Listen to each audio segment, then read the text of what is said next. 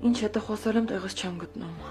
Էլի իրան վատա պահել, հա, այս անգամ արդեն ես կխոսեմ, հետո ուրիշ լեզվով։ Չէ, ընդհակառակը։ Կարիքը չկա։ Նույնիսկ կիսվել է հետս։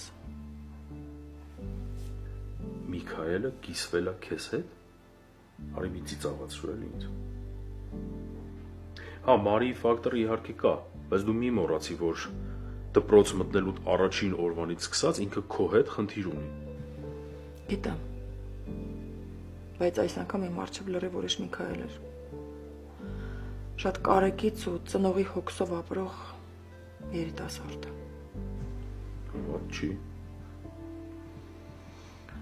Պարզվում է Միքայելի մայրը ծանր անկողնային հիվանդ է։ Հայրն էլ այդ պատճառով է դարձել արբեցող։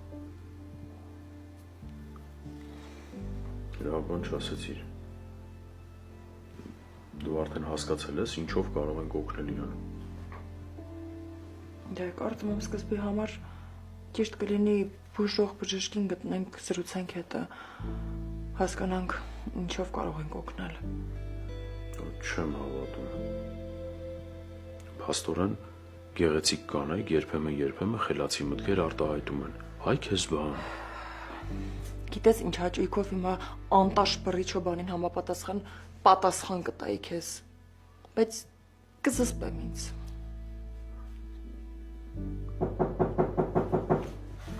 Կներես։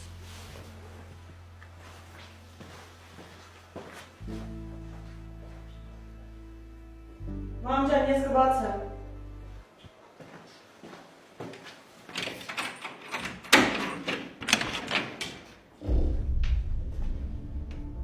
Ինչ եք անում այստեղ։